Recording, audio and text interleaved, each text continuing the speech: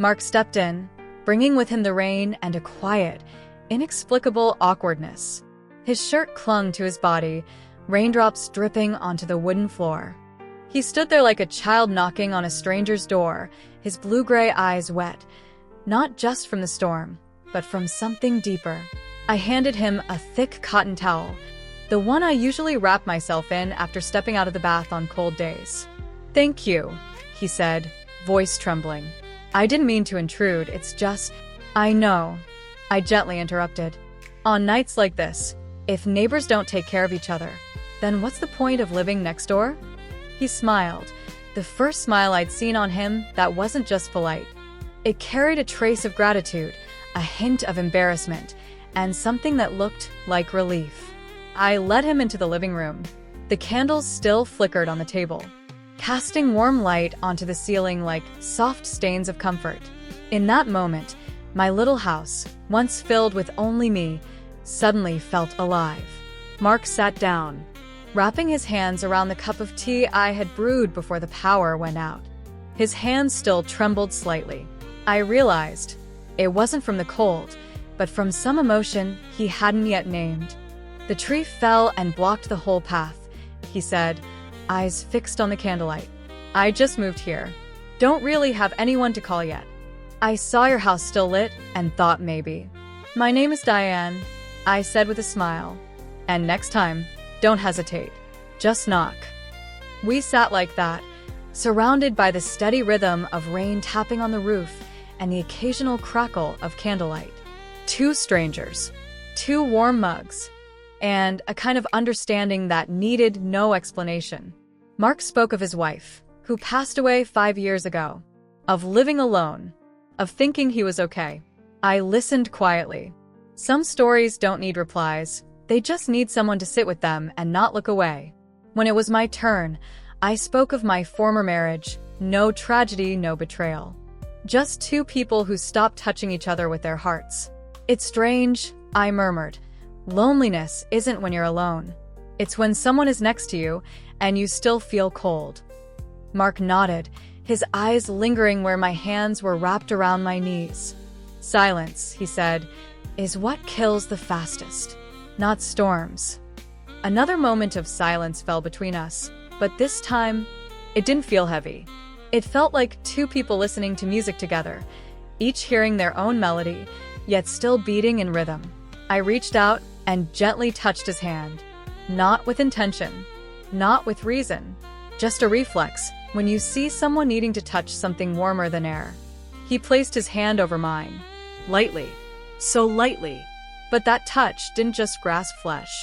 It said, "I understand you, and you're not the only one who feels the cold." Inside me, a breeze stirred, not a gust, just enough to rustle a leaf that had long been asleep. And when he said, "I don't want to bother you," I found myself wondering, what if this kind of bother is exactly what I've needed more than a peaceful evening? My name is Diane, 47 years old. I live in Willow Creek, a quiet little town where the hills roll like fleece blankets and every house seems to know the name of the next. In this place, the wind rarely rebels. Everything is in order. Calm. And sometimes so calm that you forget you're alive. For the past 10 years, I've lived alone after my divorce. No drama, no fights, just a marriage that drifted into a quiet fog. We became two good friends, then two strangers sharing the same kitchen, and then silence. I've grown used to solitude, but lately, it hasn't felt like a shadow anymore. It's like a hollow sound echoing through morning coffee rituals, through the ticking of the clock at midnight. I've started to feel like I'm waiting for something. Vague. Nameless. I didn't expect it to arrive with a storm. It was a Friday night. I was watching an old black and white film when the power went out. The house fell into darkness, leaving only the sound of wind howling at the windows and flashes of lightning ripping across the sky. I fumbled for candles, wrapped myself in the blanket my mother left behind, and told myself to just wait out the storm, like always. Then the knock at the door. Sudden, firm, cold. My heart clenched. Who would come at a time like this? I tiptoed to the door with a flashlight in hand. Through the windowpane, I saw a man, soaked, shivering under the eaves. It was Mark, the neighbor 2 houses down. He had moved in a few months ago. Quiet, polite, always as composed as an autumn morning breeze. I opened the door. "Diane, I'm so sorry to bother you, but a big tree just fell, blocking my way out. No power. My phone's dead. I don't have anyone else to call." Without hesitation, I pulled him inside. The rain lashed at our backs like 1,000 needles. Sometimes, what changes our life doesn't arrive with fanfare, but with someone knocking on the night of a storm. That night, Mark knocked on my door. But what he truly touched wasn't just the doorknob. Clapperboard if you've ever lived in a house, so quiet you could hear your heart slowly drying out. Then this story is for you. Subscribe to the channel, so that when the storm comes, you don't have to face it alone. That man walked into my living room, still dripping from the rain, and I never knew a storm could bring such warmth. Outside, the rain kept pouring in fierce waves, as if trying to wash away every familiar sound of the quiet little neighborhood. Thunder cracked across the sky from time to time, lightning flashing through the window panes, casting flickering shadows that danced across the walls. But inside that room, a gentle stillness had bloomed, like a pause between 2 chapters of life that had unexpectedly crossed paths. Mark spoke more than I expected, about the hollow nights, about losing his wife, not to a sudden death, but to a slow unraveling caused by an illness he couldn't save her from. His voice grew hoarse when recounting the parts he missed most. And I didn't ask further. Sometimes just being there is enough. I spoke, too, more than I thought I would, to a neighbor I had only just learned the name of hours ago. About a marriage with no betrayal, only exhaustion. About waking up every morning next to someone, close enough to touch physically, but separated by an emotional ocean. Loneliness, I whispered, isn't the absence of someone beside you. It's having them there, and still having to carry all the sadness on your own. Mark was silent. Then he said, "That's the most accurate description I've ever heard." The candlelight softened his face, stripping away the firm edges I had associated with him. There was something deeply honest in his gaze, not pity, not longing, but presence. A full, unwavering presence. A man who was truly here, with me, in the very moment when I felt like I might break. "Diane," Mark hesitated. "I know tonight is strange. I don't want to make you uncomfortable, but I'm really grateful you opened the door." I looked at him, and for the first time in many years, I let my heart speak before my logic. So, am I Mark? Maybe I've been waiting for a knock on the door for far too long. He didn't say anything else. We simply sat there, close enough for our shoulders to brush. Outside, the thunder still roared. But inside me, there was only the quiet warmth of someone who truly saw me. No effort, no defense, just 2 people, in the middle of a storm, reaching back toward the parts of themselves they thought were gone. And when the skies finally began to calm, I realized what remains after the storm isn't just puddles or broken branches. It's the eyes of someone who sat beside you the whole night without promises, without expectations, and yet somehow made you feel not alone anymore.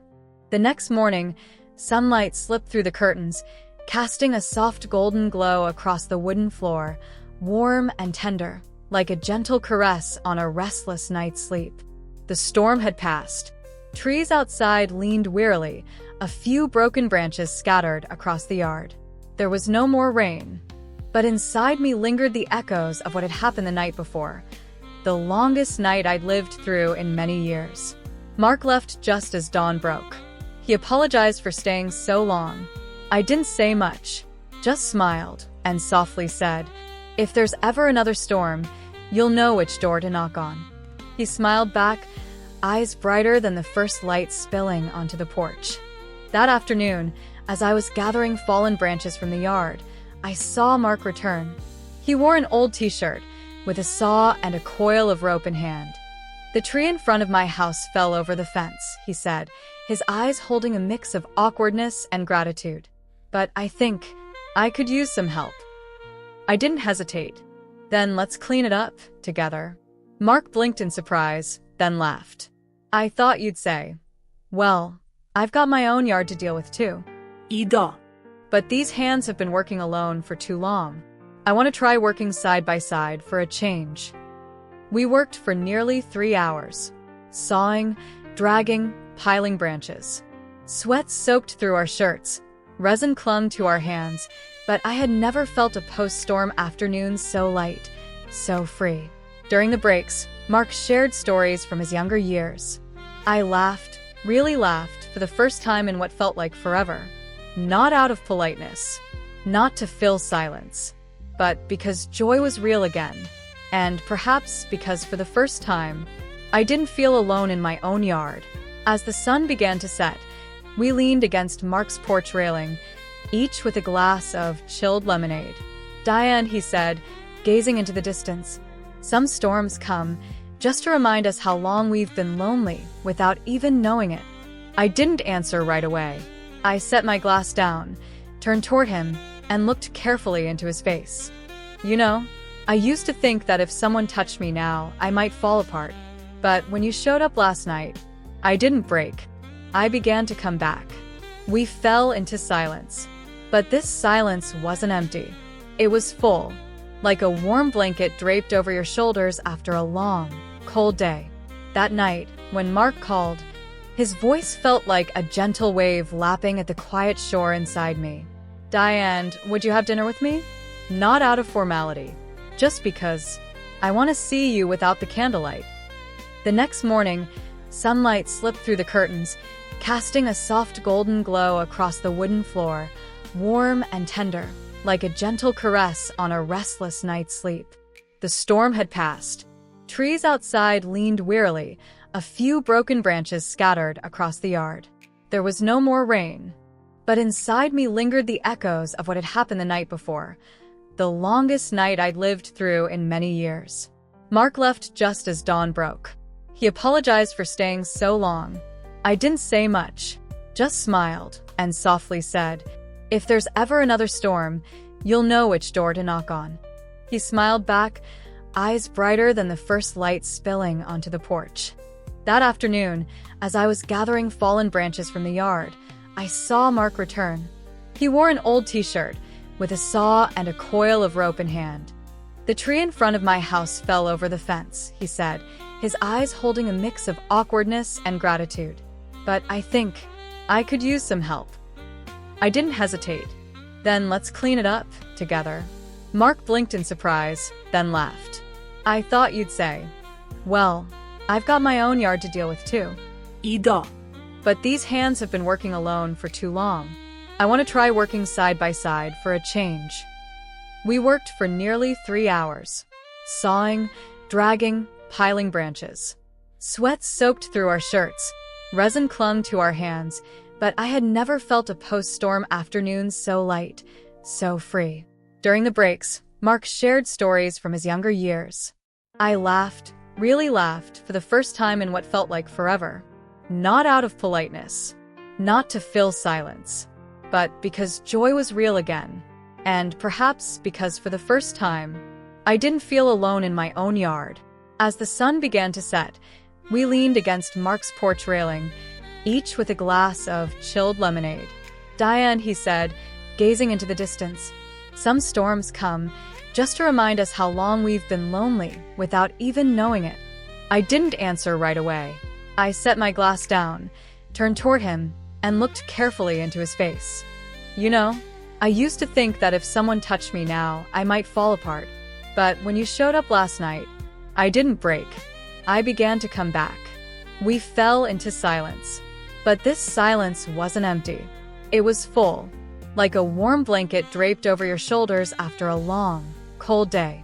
That night, when Mark called, his voice felt like a gentle wave lapping at the quiet shore inside me. "Diane, would you have dinner with me?"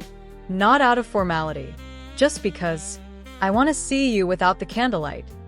The next morning, sunlight slipped through the curtains, casting a soft golden glow across the wooden floor, warm and tender, like a gentle caress on a restless night's sleep. The storm had passed. Trees outside leaned wearily, a few broken branches scattered across the yard. There was no more rain, but inside me lingered the echoes of what had happened the night before, the longest night I'd lived through in many years. Mark left just as dawn broke. He apologized for staying so long. I didn't say much, just smiled and softly said, "If there's ever another storm, you'll know which door to knock on." He smiled back, eyes brighter than the first light spilling onto the porch. That afternoon, as I was gathering fallen branches from the yard, I saw Mark return. He wore an old t-shirt, with a saw and a coil of rope in hand. "The tree in front of my house fell over the fence," he said, his eyes holding a mix of awkwardness and gratitude. "But I think I could use some help." I didn't hesitate. "Then let's clean it up together." Mark blinked in surprise, then laughed. "I thought you'd say, well, I've got my own yard to deal with too." Ida. "But these hands have been working alone for too long. I want to try working side by side for a change."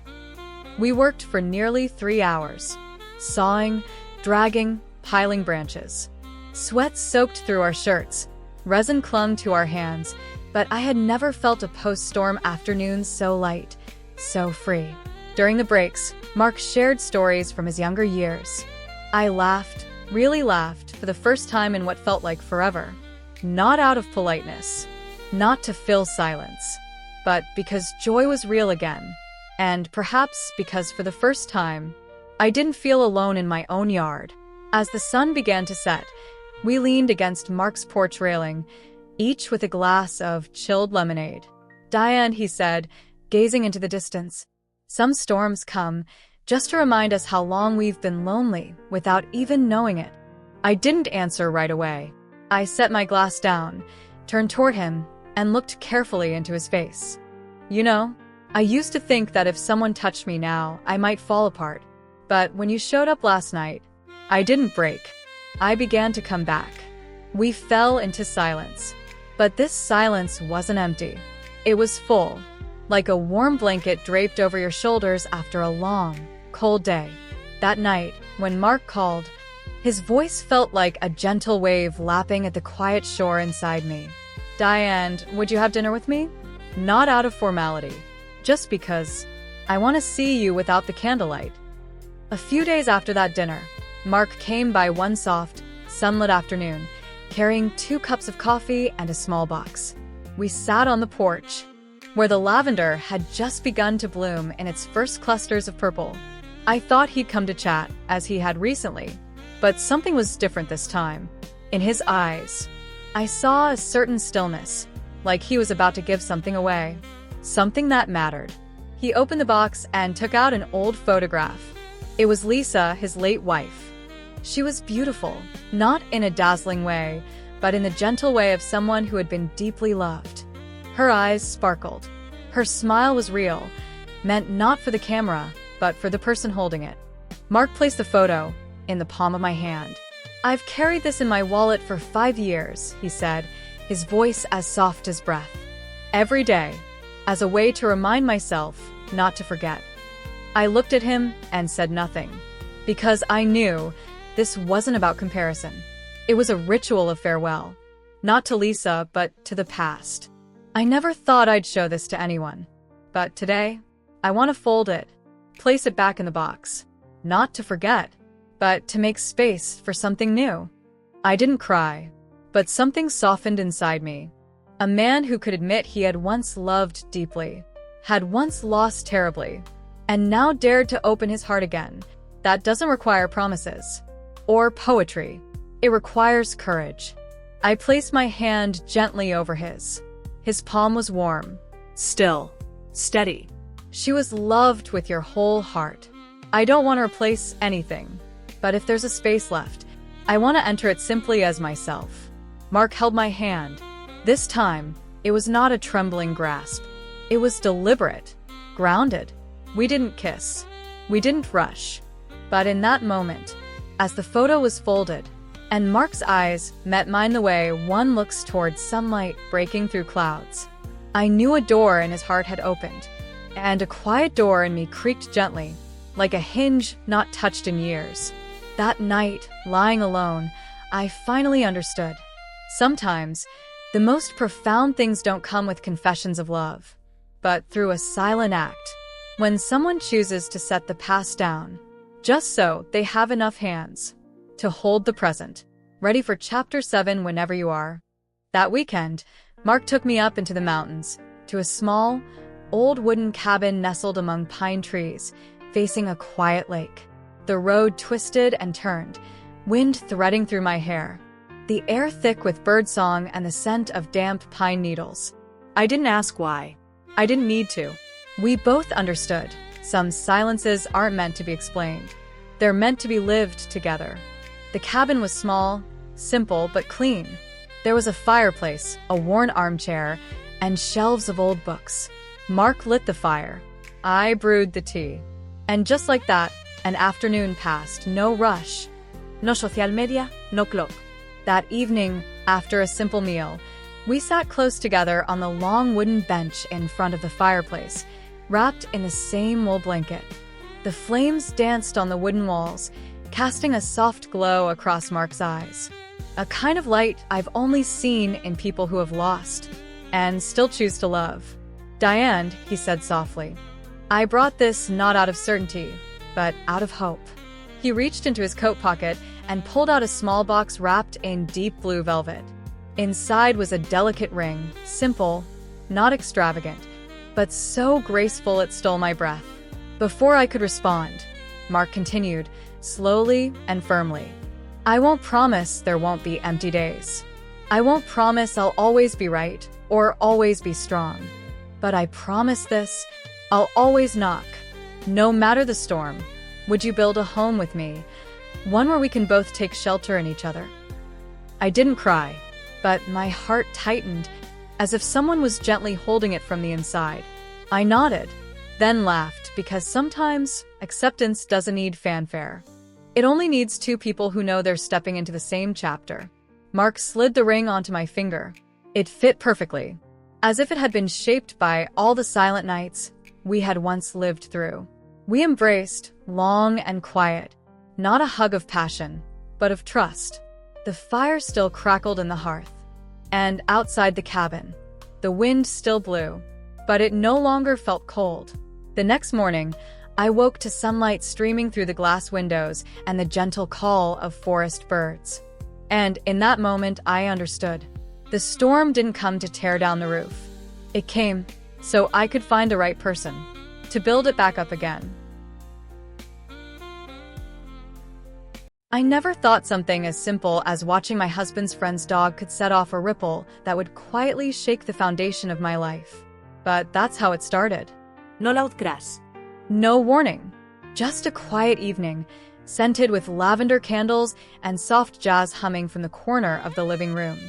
I had just finished wiping down the kitchen counter when Mark walked in, phone in hand, a look in his eyes like he was about to say something, but hadn't decided how. Do you remember Tom? He asked casually, as if it were a harmless lead-in. But I heard something different in his voice. A pause. A calculation. Of course, I said, drying my hands on the towel by the oven. Your old friend. He was at our wedding, wasn't he? Mark nodded, glancing briefly at his screen. He's going on a last-minute work trip and the pet sitter just canceled. Tom asked if we could watch Buddy for a few days, just until Monday night. I've never been a pet person, but I don't dislike animals either. Something in me softened.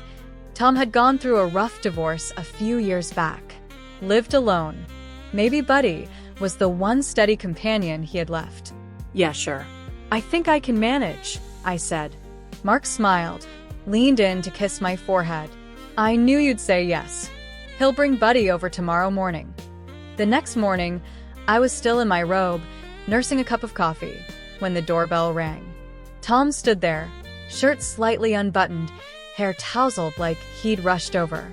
Next to him was Buddy, a golden retriever with warm brown eyes and a tail wagging so fast it made me laugh. It was like he already knew me, like we were old friends. Morning, Tom said with a smile I hadn't noticed in years. Thanks for this. You have no idea how much I appreciate it. He dropped a huge duffel on the floor, filled with food, toys, and what looked like a 10-page care guide. "No worries. Just leave it all here," I replied. Tom nodded. His smile faded a bit, but in his eyes, I saw something I couldn't quite name, a deep exhaustion mixed with an odd sense of relief. As if leaving Buddy with me wasn't just a convenient favor, but something more necessary than he wanted to admit. Hope you have a peaceful weekend. I've got to run, or I'll miss my flight. And just like that, the door closed behind him. Buddy circled around my feet, nudging his nose against my toes like a quiet introduction. I bent down and gently rubbed his head. I didn't know then that in just a few short days, I'd begin to question everything. Love, Marriage, and even myself. Movie camera, if you've ever felt lost in the middle of your own life, subscribe to this channel. Each episode holds a quiet moment, an untold truth, a reflection that just might touch something inside you. That evening, with the kitchen lights glowing and Buddy softly breathing at my feet, I received a text. Just one simple question. But it was the first pebble dropped into the still waters of my world. "Is Buddy being good? I know he's going to miss you. I know he's going to miss you." I read the message twice, 3 times. I couldn't tell if Tom had said it absentmindedly, "Miss you," or if it was just a clumsy turn of phrase. But something about it felt unfamiliar. not wrong, exactly. Just off. A flicker of something strange that brushed the edges of ordinary. Subtle, but enough to make something in me tighten, like a string struck in the wrong key. I replied simply, "He's been great. Super sweet, actually." Seconds later, the phone lit up again. His reply came fast, too fast. That's a relief. I was just worried he'd get too attached. Truth is, I miss him already. I miss our late-night talks. I paused. Late-night talks? I knew Tom lived alone. I understood the bond you form with a creature when they're the only one listening. But still, there was something in that message. Something unsaid. Something between the lines. I didn't respond.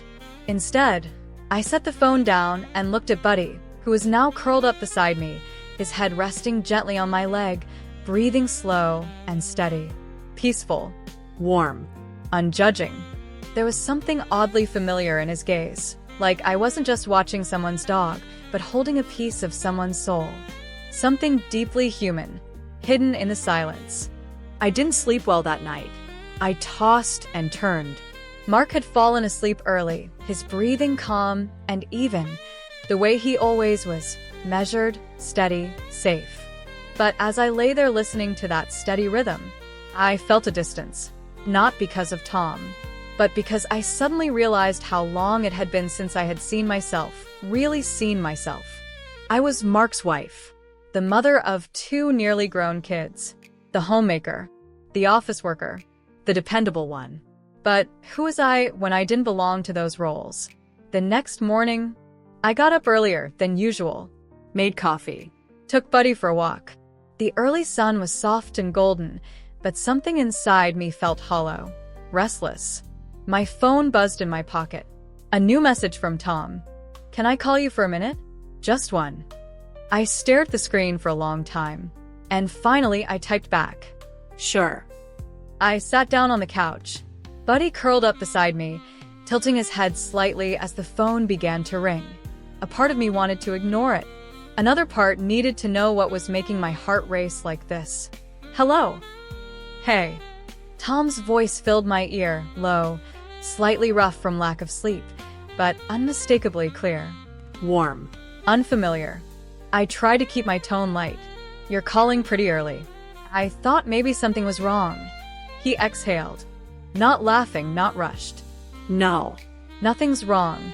I wanted to hear your voice." My hand tightened around the phone.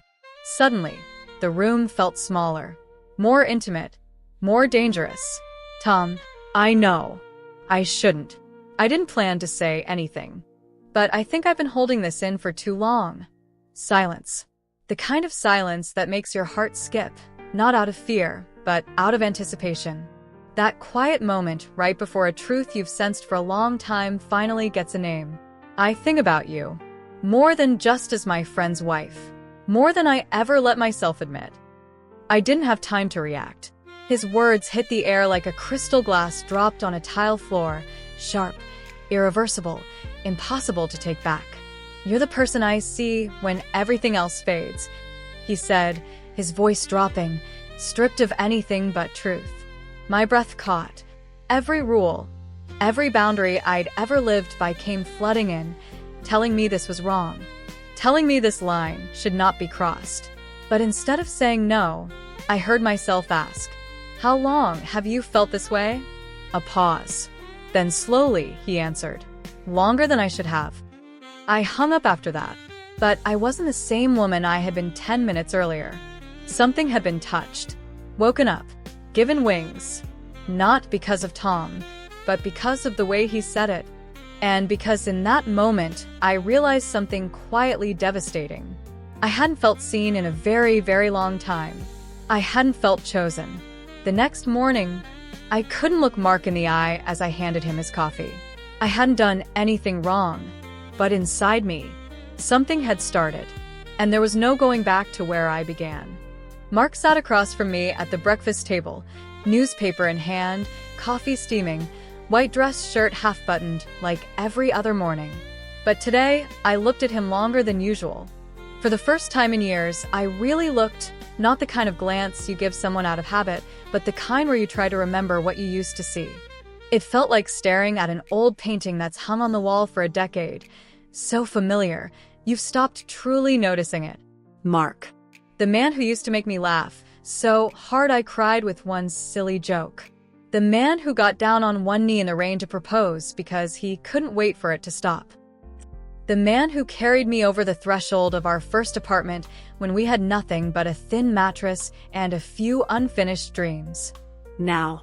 He's the man who sits across from me every morning, right on time, in the same chair, wearing the same polite smile. And me? I'm the woman who pours his coffee, slices his fruit, smiles faintly. We've become so good at functioning that we forgot love isn't self-sustaining. I couldn't remember the last time he really looked at me, not a passing glance between errands or parent-teacher meetings, but the kind of gaze that made me feel seen. Maybe he still loves me. Maybe that love never really left. But it's changed color, from fire to fireplace, from hunger to habit, from you're everything to you're still here. I placed the plate of eggs in front of him. Did you sleep well? I asked like I do every morning. Yeah. You? Not great. Weird dreams. Mark furrowed his brow slightly, then nodded. He didn't ask more. Didn't reach across the table to hold my hand and ask if I was really okay. He's used to me handling things on my own, and I've grown used to not saying anything. Buddy nudged his head against my leg under the table. I reached down to pet him, feeling the honest warmth of a creature that doesn't know how to lie. A presence without conditions. I looked at Mark again, and I wondered, if I disappeared, not died, just vanished from this cycle, would he notice? That afternoon, as I watered the plants out on the porch, my phone buzzed. A text from Tom. Just 4 words. I still think of you. And I knew there are some doors that, once opened, never quite close the same way again. That afternoon, as sunlight slanted through the kitchen window, I was watering the small lavender pots lined along the back porch when my phone buzzed. A message lit up the screen. I still think about you. No flourishes. No innuendos. No pressure. But it wasn't harmless either. I stood there for a long time, hose still in hand, water dripping steadily onto the tile. And in that suspended moment, I realized what unsettled me wasn't that Tom thought about me. It was that I'd thought about him too. That evening, while Mark watched the evening news like he always did, I slipped quietly into the backyard, wine glass in one hand, phone in the other. I texted back, "Why are you telling me this?" His reply came almost instantly, "Because you've been on my mind all day, and I don't know how to stop it anymore." I leaned back into the chair, staring up at the darkening sky. No stars tonight, Just heavy clouds, like the thoughts I hadn't dared to say aloud. I wrote back, "Do you know where this leads?" "I'm not sure," he replied. "But I know what's waking up in you is waking up in me too." I locked my phone, not to end the conversation, but because I was afraid that if I stayed for even a few more seconds, I'd say something I wasn't ready to name. When I walked back inside, Mark had dozed off in his chair. His head tilted slightly, eyes half closed, newspaper slipping from his hand. I looked at him, the man I chose, the man I've built a life with, the man I've raised children with, weathered storms with. And I wondered, has he ever felt me slipping away, the way I feel like I'm losing hold of myself? That night, in bed, I lay facing away from him. His hand rested on my waist out of habit. Not firm, not loose, just familiar. But to me, it felt like a touch from someone merely passing through my life. Not enough to hold, not quite enough to let go. In the dark, I opened my eyes and realized something quietly heartbreaking. Some longing doesn't come from the body. It comes from the ache of not being heard, of not being understood, of not being seen. And somehow, Tom saw me, not because he was perfect, but because he listened to parts of me I had forgotten or had learned to hide during all the years I spent being a wife, a mother, the woman behind everyone else. The next morning, after Mark left for work, I stayed home alone with Buddy. While tidying the living room, I instinctively checked my phone and saw a message waiting. "Would you be willing to see me for no reason at all, just so I can see you once?" And for the first time, I didn't feel the need to say no. I sat on the porch bench, coffee cooling in my hand, eyes fixed on the message glowing on my phone screen. Tom's words were still there, just 4 lines. "Would you be willing to see me for no reason at all, just so I can see you just once?" I didn't respond right away. Instead, I scrolled, as if the motion of my fingers might somehow smooth out the chaos inside me. See him? For what? To confirm what's been quietly growing? Or to admit to something I wasn't yet brave enough to name? Buddy jumped up beside me and licked my hand. His eyes looked up, clear, unjudging. I stroked his head and whispered, "It's just a coffee. Nothing more, right?" I texted back, "1 coffee. Somewhere quiet. Around noon." We met at a small coffee shop tucked away in an old part of town, the kind of place with no familiar faces, no cameras, no whispered gossip. When I walked in, Tom was already there. He wasn't dressed in anything remarkable, just a pale blue shirt, sleeves rolled up, gaze resting outside the window. But when his eyes found mine, it felt like a slow-motion scene in a film where time hangs for just a few heartbeats. I sat down, placed my purse beside the chair. He nodded, smiled, a smile he couldn't hide, one laced with relief. We didn't speak right away. There was only the sound of stirring spoons and soft background jazz. "Thank you for coming," he said first. "I'm not really sure why I did," I answered, my eyes drifting to the space behind him. "Because you feel it too," he said, voice lower now. "Whatever this is, we can't name it. But we also can't deny it." We talked, not much, but enough. Not about Mark, not about the future, just feelings. Small things that reminded us of who we were, even if only for a few minutes, in a life that's become far too crowded. Tom didn't touch me. He didn't ask for anything. But the way he looked at me, like I was the woman he'd somehow found in a world full of noise and confusion, made me feel both exposed and tender all at once. "I don't want anything from you," he said, eyes steady. "I just need to know that you're still living, not just existing." I bit my lip, and I knew, even if I went home,